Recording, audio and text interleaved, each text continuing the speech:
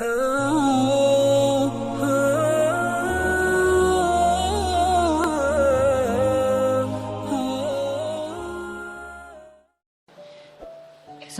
istilahnya kan artinya baper bawa perasaan, artinya pakai rasa gitu ya.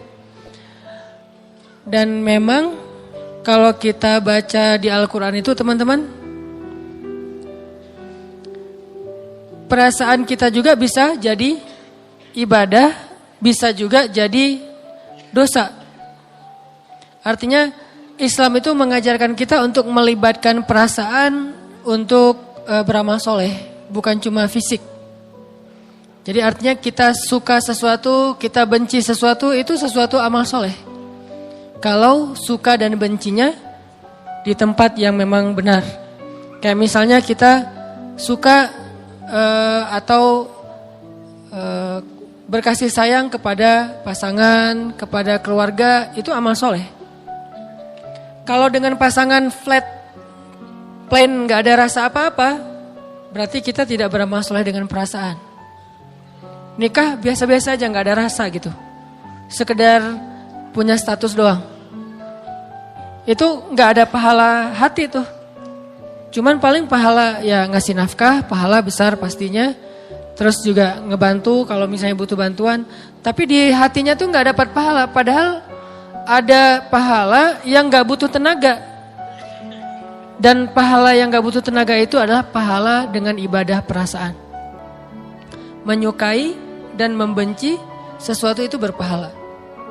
Kayak kata Nabi, ayyakunallahu wa rasuluhu ahabba ilaihi mimma siwahuma. Ketika Allah dan Rasul lebih disukai, lebih dicintai daripada apapun juga. Kan berarti perasaan nih. Ternyata perasaan kita juga bisa beribadah. Jadi baper ke Allahnya, baper ke Rasulnya. Bukan sekedar status Nabi Muhammad adalah Nabi. Bukan, kita ada rasa ke Rasulullah. Rasa rindu ke Rasulullah itu berpahala. Rasa cinta ke Rasulullah itu berpahala. Rasa takjub, kagum, respek, kasihan kepada Rasulullah itu semuanya berpahala. Terus yang kedua, ayyuhibbal mar'a la yuhibbu illa lillah. Dia mencintai seseorang karena Allah. Berarti kan perasaan juga tuh. Mencintai ulama. Jadi kalau kita sama ulama itu dengki, sama ulama itu kayak iri, sama ulama itu kayak males banget. Jadi kesannya seolah-olah ulama itu apa gitu ya. Nggak ngeidolain ulama seperti kita ngeidolain mungkin seleb siapa misalnya. Ini berarti kita nggak beribadah dengan perasaan kita. Allah ngasih perasaan itu nggak sia-sia. Bukan sekedar untuk ngerasa buat diri kita doang. Allah kasih mata bisa jadi pahala.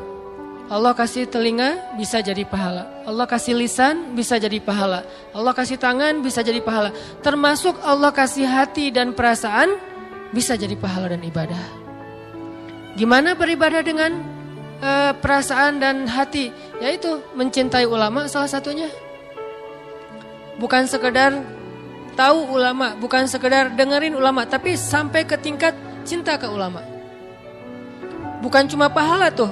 Cinta itulah yang akan jadi alasan nanti di akhirat ulama itu akan nolongin kita. Kan saya sering nyebutin kisahnya.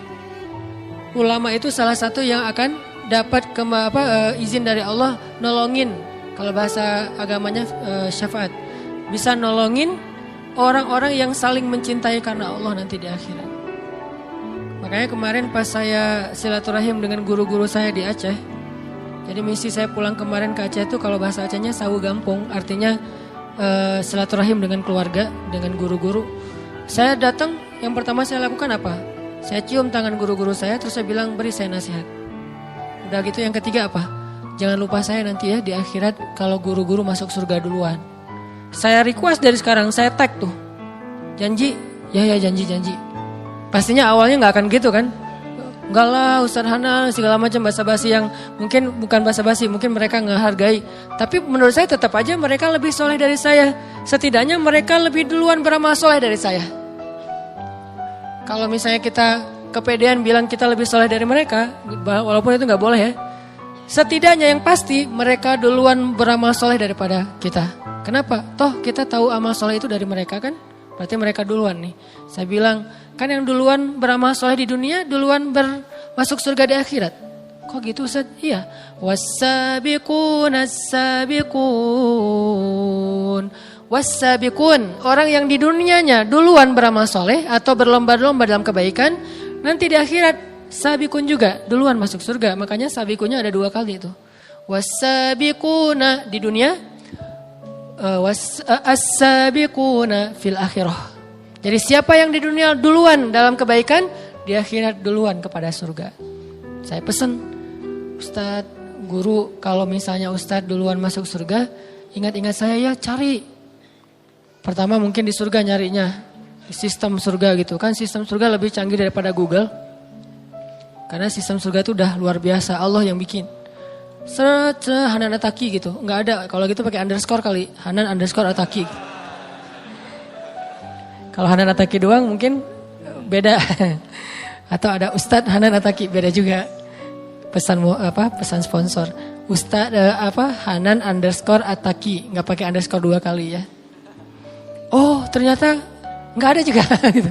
Udah pakai underscore nggak ada. Oh kalau gitu emang nggak ada di surga nih, belum masuk. Gimana dong? Cari lagi di yang lain. Kalau nggak ada di surga, carinya di padang mahsyar. Jangan buru-buru cari di neraka. Jangan doain yang gitu-gitu tuh ya. Kalau nggak ada di surga, di padang mahsyar lah minimal ya. Saya juga nggak berani lah berandai-andai. Coba cari di neraka, siapa tahu saya ada. Nggak mau saya berandai-andai kayak gitu. Ini andai-andai yang nggak dibolehin. Tapi kalau di padang mahsyar, ya sewajarnya lah. Semua kita pasti kan melintasi padang mahsyar kan. Tapi kalau neraka kan nggak semuanya.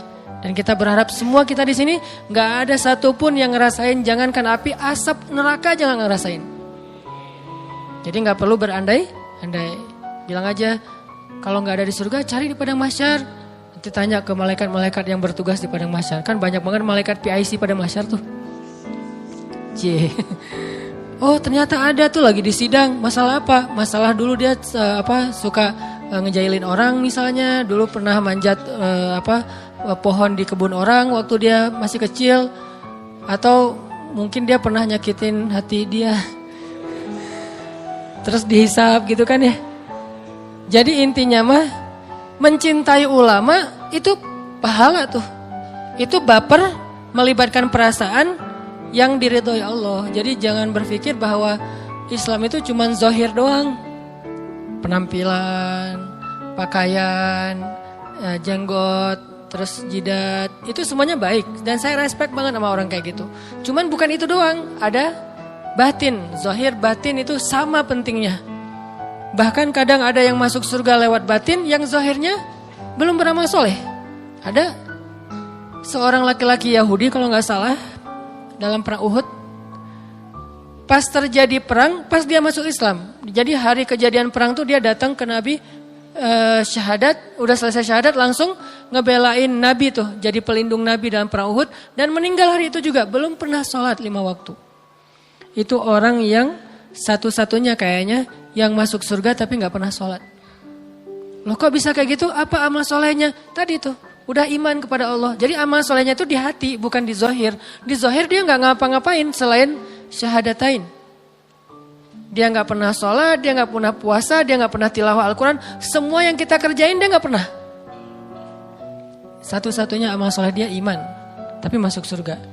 Ternyata amal soleh itu bukan cuman fisik, zahir, tapi juga perasaan. Sehingga baper itu termasuk hal yang penting dalam agama. Harus baper, tapi dalam hal apa? Termasuk tadi Nabi baper dalam dakwah, baper terhadap nasib kaum muslimin. Nabi baper banget. Sehingga Allah juga mengatakan bahwa as-sam'u wal basaru, pendengaran, penglihatan, dan fuad, perasaan. Fuad, perasaan. Semuanya mas'ula, akan ditanya nanti di akhirat. Jadi kalau kita ada rasa yang belum move on, padahal udah gak boleh, itu ditanya loh. Kenapa kamu gak bisa move on? Ya Allah, akunnya itu setiap postingan bikin saya baper, gimana saya mau move on gitu ya. Dia makin lama makin cantik, ya Allah masa saya bisa move on? Kan bahaya banget tuh. Kalau kayak gitu berarti perasaannya kan terus menerus berbuat dosa kan. Jadi kita ngerasa sayang kepada orang yang belum halal buat kita, itu setiap hari tuh kita bikin dosa loh teman-teman, tanpa kita sadari. Ngerasa doang, kan ngerasa doang Ustaz, gak boleh. Terus gimana caranya? Minta sama ya Allah, hilangkan rasa itu dari dia. Berikan kepada yang layak buat saya. Ternyata tiba-tiba hilang rasa itu dan diberikan nanti pas udah akad nikah. Bisa kayak gitu. Daripada kita sibuk dengan rasa kepada orang yang udah punya pasangan, pas nikah rasa kita kepada yang kita nikahin gak ada, kan kita 2 kali dosa. Pertama, mencintai orang yang gak boleh kita cintai. Yang kedua, kita nganggurin orang yang harusnya kita cintai kan ya. Jadi zalim kan, berarti dosanya double. Ternyata perasaan juga ditanya teman-teman, fuad namanya. Fuad itu artinya rasa, hati atau jantung, pokoknya rasa lah di dalam diri kita. Oh berarti baper itu emang boleh dalam Islam. Tapi buat apa? Makin kita kasih sayang kepada orang yang layak kita sayangi, makin kita cinta kepada orang yang layak kita cintai, makin besar pahala kita. Mencintai Rasulullah itu pahalanya gede banget. Mencintai pewaris Nabi yaitu ulama, pahalanya gede banget. Jadi ulama itu perlakukanlah dia benar-benar sebagai Nabi di tengah-tengah kita. Karena kan kata Nabi al-ulama warasatul anbiya, ulama itu pewaris Nabi. Dan ditambah lagi ulama itu wali-wali Allah di muka bumi. Jadi siapa yang membenci ulama, berarti dia membenci kekasih-kekasih Allah.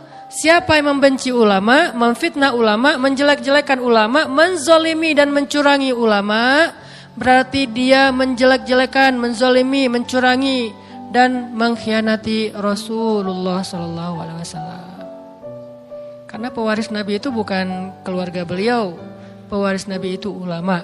Dan Nabi tidak mewariskan harta, tapi Nabi mewariskan ilmu, yaitu agama. Jadi kalau kita ngaku umat Nabi, wajib kita mencintai ulama, wajib hukumnya, wajib. Gak boleh gak cinta. Apalagi sampai benci, lebih gak boleh lagi tuh. Gak cinta aja gak boleh, harus cinta sama ulama. Tapi cinta ulama ini kan beda sama cinta dengan pasangan ya. Jangan cinta ulama terus dipegangin tangannya, diapain, Ustaz, Masya Allah. Jangan gitu aja, terus ulama digini-giniin, enggak gitu-gitu amat juga sih.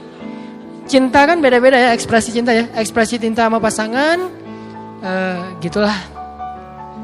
Ekspresi cinta sama ulama, gitu deh. Ekspresi cinta sama Rasul, ya gitu. Ekspresi cinta, beda-beda tuh ekspresinya. Ekspresinya aja yang dibedain, tapi rasanya sama. Kan gak boleh kita mencintai sesama muslim, kan ada kalimat saling mencintai karena Allah kan. Terus kata Nabi sunnah, kalau kita cinta sama seseorang itu ngapain? Sampein ke dia, bilang kalau kamu tuh cinta sama dia. Tapi dia di sini tuh laki-laki, perempuan. Nah ekspresinya gak usah berlebihan sampai gimana, bahaya itu. Ntar jadi terjebak kepada kaum Nabi apa gitu kan ya. Jadi mending boleh kan mencintai sesama laki-laki tapi dengan ekspresi apa? Karena Allah bilang ana uhibbuka fillah, aku mencintaimu karena Allah. Kalau kita geli berarti kita nggak tahu hadisnya. Pas dapat SMS, akhi, aku mencintaimu karena Allah. Geleh. Terus tiba-tiba jadi geleh gitu kan ya, dihapus, diblok. Nggak usah gitu. Ekspresinya aja bedain. Kita mencintai karena Allah itu, saya banyak banget orang yang saya cintai karena Allah. Dan saya berharap dia mencintai saya balik karena Allah. Kenapa? Emang layak dicintai, orang soleh, ahli tahajud. Kenapa saya cinta sama dia? Saya paksain, saya harus cinta sama dia. Saya perhatian sama dia, kalau dia butuh apa-apa saya datengin. Salah satunya ada di Tasik. Saya sering cerita yang dulunya supir angkot. Terus juga akhirnya ikut bareng sama saya, kan dulu saya suka usaha-usaha gitu kan. Jual beli mobil bekas bareng sama dia. Terus jual pulsa, ada 60 cabang pulsa di Bandung, belum ada Alfamart dulu. Saya bareng sama dia, terus main di properti bareng sama dia. Kenapa? Karena saya pengen bantu dia di dunia supaya dia bantu saya di akhirat. Terakhir sekarang dia udah pindah ke Tasik. Saya telepon, Pak ngapain di Tasik? Lagi mau sekarang buka-buka warung jualan kayak gitu. Saya samperin ke Tasik. Saya bantu apa nih? Bisa ngeringanin apa nih beban Bapak? Supaya nanti dia di akhirat nggak ke Tasik 10 kali lipat Tasik. Saya lagi jauh di sana, lagi perjalanan pada masyarakat yang tertati-tati. Karena dia nih ahli tahajud, ahli tilawah, hatinya bening. Saya baru baca Al-Quran 1 ayat, dia udah nangis duluan. Saya baca aja gak nangis, dia yang dengar nangis. Orang soleh banget. Saya ngelihat langsung kesolehan dia. Dan kita cuma berhukum dengan zahir ya, kita gak tahu batinnya. Makanya nggak boleh menjudge isi hati orang, hanya menjudge zahirnya. Zahirnya soleh. Ya udah saya berharap, saya datang ke Tasik, saya jalan ke nyetir sendiri ke Tasik, biar nanti di akhirat dia yang akan menjemput saya di padang mahsyar yang jaraknya mungkin lebih jauh daripada Bandung Tasik. Itu kan mencintai orang soleh. Dan saya punya beberapa list orang-orang kayak gitu, saya simpan di saya. Dan saya berusaha supaya dia juga cinta sama saya. Karena kalau saya cinta sama dia doang, tapi dia nggak cinta sama saya, belum berbalas nanti di akhirat. Caranya gimana biar dia cinta sama saya juga? Tahadu, tahabu, salah satunya kan, saling berhadiahlah kalian, maka kalian saling mencintai. Berarti saya harus kasih dia banyak hadiah. Butuh apa Pak? Butuh apa? Hadiah. Biar dia ingat saya. Terus kalau ada apa-apa, saya curhatnya ke dia, tolong doain anak saya lagi sakit, tolong doain saya lagi sedih, tolong doain. Akhirnya dia ingat saya terus, nanti di akhirat juga kayak gitu. Begitu dia nggak ngelihat saya, dia ingat. Nah, akhirnya saya dapat cinta dia. Suatu saat, lama nggak ketemu, tiba-tiba dia SMS, Ustadz gimana keadaannya? Saya kangen, udah lama nih nggak ketemu Ustadz. Biasanya saya suka dipanggil ke rumah untuk kalau saya ada rusak listrik atau apa, suka manggil dia. Padahal kalau manggil tetangga bisa kan? Yang bisa benerin listrik banyaklah tetangga. Kenapa saya manggil dia jauh-jauh? Karena saya pengen ngasih hadiah buat dia. Benerin listrik berapa sih? Cuman ganti kabel segala macam, paling sejam juga beres. Kasih 25.000, 30.000. Tapi saya pengen ngundang dia ke rumah. Biar nggak cuman ngundang ngasih duit, mending saya ngasih dia sedikit kerjaan biar lebih baik buat dia. Biar nggak mencela juga, menghina. Pak, saya listriknya rumah lagi rusak nih. Datang, kasih 500.000 misalnya. Biar dia ingat sama saya di dunia. Nanti di akhirat dia juga akan ingat. Ternyata benar di dunia dia ingat. Lama gak ketemu dia SMS duluan. Ustadz kemana aja, udah lama ya gak ketemu, kangen nih. Mudah-mudahan kangen di dunia itu menjadi indikasi. Nanti dia akan kangen juga di akhirat. Gak ketemu 6 bulan aja kangen. Gimana gak ketemu 1000 tahun. Pasti akan lebih kangen lagi. Jemput. Bayangin yang jemputnya satu rombongan pakai truk. Tiba-tiba di akhirat ada satu truk besar, datang, itu orang-orang soleh semuanya. Ngejemput siapa Pak? Satu rombongan, menjemput Hanan Ataki. Bayangin yang ngejemputnya itu orang soleh semua kan ya. Kumpulkanlah satu truk orang-orang kayak gitu, kita cintai mereka. Bikin mereka cinta juga sama kita. Tahadu, tahabu, kasih hadiah, kasih ini, kasih itu. Bukan saya ya, karena saya ngerasa, ini demi Allah bukan basa-basi. Saya tuh belum merasa soleh untuk layak jadi orang yang bisa nolongin orang di akhirat, enggak. Nih saya ngomong kayak gini biar teman-teman nyari deh. Nyari di luar tuh banyak banget orang-orang soleh yang teman-teman udah lihat. Kalau ini kan bukan, ngomong di depan tuh kan bukan indikasi kesolehan ya. Cuman ada sedikit sesuatu yang bisa di-share ya, share. Belum tentu juga saya paling soleh. Tapi kalau teman-teman lihat ada yang emang udah istiqomah, sholat 5 waktu dijaga. Bukan hanya ibadah ya, akhlaknya juga baik ke orang lain, care, ngalah, sabar, maafin. Ada orang kayak gitu, kejar tuh orang. Nanti dia akan kejar kita nanti di akhirat. Cari tuh orang, nanti dia akan cari kita di akhirat. Ini kan ngelibatin perasaan, ibadah-ibadah hati nih. Baper nih. Makanya teman-teman, baper-baper kayak gini yang kita perlu bangun di dalam diri kita. Memang harus melibatkan perasaan. Gak boleh sekedar basa-basi simpatiknya. Dan gak usah khawatir dengan anggapan orang lain. Yang penting satu aja, jangan ganggu orang. Jangan menghina orang, jangan mencela orang, jangan menjudge orang lain. Kalau kita nggak pernah ganggu orang lain, terus kita respect pada seseorang, kita simpati pada seseorang, itu wajar banget. Kecuali kita suka menjudge orang lain, suka menghina orang lain, suka ganggu orang lain, itu baru salah. Jadi salahnya itu bukan simpatik, ngeganggunya yang salah. Baper tetap. Kalau ada baper-baper yang kayak masalah hubungan, masalah percintaan, itu mah cemen lah baper-baper kayak gituan. Kecuali buat pasangan. Walaupun gak ganggu juga sih.